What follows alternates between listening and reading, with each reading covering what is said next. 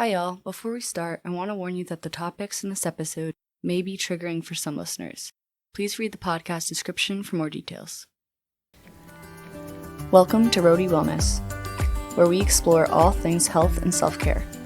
Whether you're seeking mental clarity, physical fitness, or insight from students like you, we've got you covered. Hello everyone, welcome back to the Roadie Wellness Podcast. I'm Olivia Rathbun. I'm Kelley Ryan. Thank you for joining us today. Can you go over your position here at URI a little bit? Yeah, so again, my name is Kelley Ryan, and I currently work as a confidential victim advocate for students who've been impacted by sexual assault, domestic dating violence, stalking, and harassment. My position is part of the health promotion team located within health services. In my role, I provide a safe space for students to learn about resources if they've been impacted by interpersonal violence, to learn about reporting options, to discuss safety planning, to discuss medical care if needed. Being a confidential resource allows me to really work with the student to ensure that they feel the most comfortable asking questions, being able to make choices that feel right for them, knowing that it is a safe, protected space to get the support and learn about available resources after they have been impacted. Yeah, I'm really happy that we have that safe space here at URI. And like you said, that confidentiality factor is very important. Yeah, and one thing, too, I want to add is when we talk about confidential, on campus, the confidential resources, which means we're unable to tell anybody or report back to the university names, is myself and health services, the medical providers at health services, counseling center staff, and the other counseling staff around campus, so the PCC, the marriage and family counseling, any of the pastoral services as well. So we are the confidential resources on campus. I'm glad that you mentioned that because that is good information to get out there as well. So today we're going to be talking about interpersonal violence, just giving an overview of it.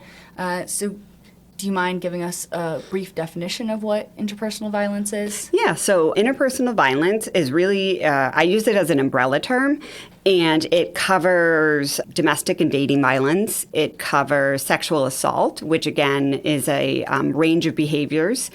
It also covers stalking, harassment, sexual harassment as well.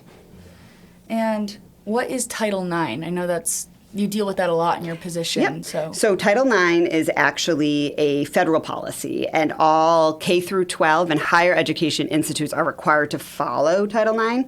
And so what Title IX is the federal law that prohibits sex discrimination in education settings, including, again, colleges and universities that receive federal funding. So it protects all students and staff, regardless of gender, identity, sex, or gender expression. And it includes sexual harassment, sexual violence, gender-based discrimination, discrimination against pregnant and parenting students. And so within my role, I focus primarily on sexual harassment, sexual violence, and discrimination. And what does that mean specifically here for URI students? I know the rights or terms in it are changing a lot and are different for universities. Currently, with Title IX, there is with each new presidential term, and there is an ability for the law to change on the federal level. And so URI is current on where we follow the laws. And one of the things that is so important for those of us who do this work to stress to students is that it is a really complicated law. And so at the university, there are professionals whose job is to interpret federal policy. And when I talk to students about what is Title IX, it is basically their rights and protections as a student if they've been impacted by sexual assault, domestic dating violence on our campus. And it ensures that our university is minimally offering supportive services, offering accommodations, giving students the ability, if they choose to report, and that means an investigation. But really, it's making sure that URI not only supports survivors and supports those who've been impacted by interpersonal violence, but also that we have protections in place for all of our students. Okay. And you serve in that role as an interpreter on this campus. Yeah, so the way I interface is, so we have a whole Title IX department, and that is their whole, and it's actually run by a lawyer. And so her job is to interpret the federal policy. My job is to take a student who is interested in making a complaint, who decides to make a complaint against another student, to Title IX and support them through that process and make sure that I'm the bridge between the student and our Title IX office so they feel, like they have someone on their side. Okay, so you walk them through that process. Yep. Got it. Yeah, and I can, take them, I can attend meetings, whatever they feel the most comfortable with. And can you talk about what that process looks like if someone wanted to do that, what they could expect? Yeah, so if someone decides to report that they have been impacted by, say, sexual assault, domestic or dating violence, the first step would be a student filling out a reporting form. And that form is located on our Title IX website. It is also located on the Community Standards website and the Dean of Students Report It page. And basically, a student fills out, answers the questions, submits a form, and then that form automatically is sent to a few different places on campus. It's sent to myself, it's sent to Title IX, it's sent to Community Standards and the Dean of Students. And our job is to reach out to that student and talk about what are their options, what are their next steps. And so it's a really centralized process to ensure that there's one place to go to report. And when you fill out that form, what that does is it triggers a response from the university and supportive places on campus to reach out to you as a student to make sure that you are aware of what's available. And so students either come to me first because they know about violence prevention advocacy services and they want someone to help guide them through the reporting process, or they either have reported it on their own because of the training they received in orientation or the training they received in URI 101. And so if it's a student I'm not working with and a report comes in, my job is to then outreach that student and say, who I am, what my job is. I serve as a confidential victim advocate, and I can see that you put in a report, and I'm happy to meet with you and talk to you more in depth about what does the reporting process look like, what are the supportive measures available for you, and then do you need any mental health or wellness resources? I also run a support group. And then also I can help connect to our local, whether it's URI Police, Narragansett Police, South Kingstown Police. Well, it's a lot of information. And so when I talk to students about what is available, what I usually say is there's the Title IX office, there's Community Standards, there's myself. All of us work incredibly closely together. And we all sit on a sexual response team that meets weekly. And part of our job is to go over any cases that may have been reported to RAs or hall directors. If a student comes to me directly, I'm unable to provide their name.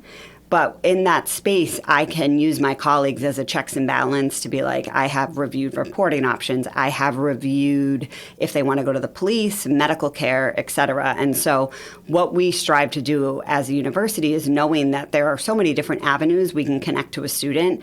But if we're all on the same page and we meet weekly, we're less likely to have a student who falls through the cracks. So for students, it's good to know that there is a centralized team that goes over all of the reports. And so minimally, as a university, what we want is for students to be able to know what is available, right? To know what the resources are. And my job is to empower a student to make the choices that feel right for them. And so for some students, they may put in a report and they may talk to me, they may talk to our Title IX office, but ultimately they may decide it's not in their best interest to proceed with an investigation. But that doesn't mean that they're unable to get their medical needs met, that they're unable to get at least supportive services, so no contact orders, et cetera. But the process can be confusing, which is why I think one of the things we do really well here at URI is we all work really closely as a team, and we respect each other's roles. So, student conduct, Title IX, they know I'm confidential, and so they know there are times where I'm not going to share names, and they understand that.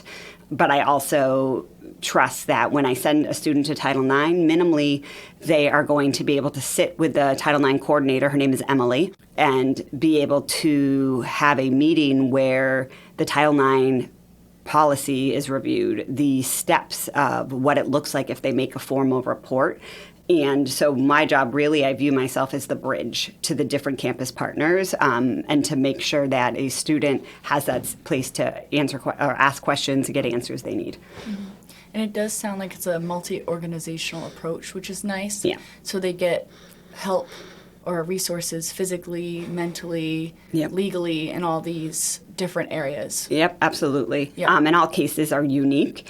And so, we want to make sure that it's not a cookie cutter approach and that it's individualized to what a student really needs. Mm-hmm. And how prevalent are these cases that you see at URI? So URI is no different than any other institute of higher education. And so I always like to share national statistics. And again, these are not URI specific statistics, but these are really national. And what we know is 1 in 5 female identified students, 1 in 16 male identified students, and 1 in 4 transgender or gender nonconforming persons are sexually assaulted in college. And so what does that mean? That means that URI at times has students who are impacted by sexual assault. And our job as a university is to ensure that we are consistently providing education for students, that we are consistently making sure that they know what their resources are, and then supporting students who are impacted. All right, thank you so much for the information. You're welcome. We'll have a lot more information to talk about in upcoming episodes, but yeah, thank you for all the information about interpersonal violence. Thanks. Before we wrap up, a quick reminder that all information shared in today's podcast is for informational and educational purposes only. Thank you for listening to another episode of Roadie Wellness. If you like what you heard today, tune in every Tuesday on all podcast platforms for more. If you want to stay up to date on events and healthcare tips, please follow us at URI Health Promotions on Instagram. And if you have any ideas for future podcast episodes or more social media content that you'd like to see, please feel free to DM us or email us. Until next time, take care and stay healthy.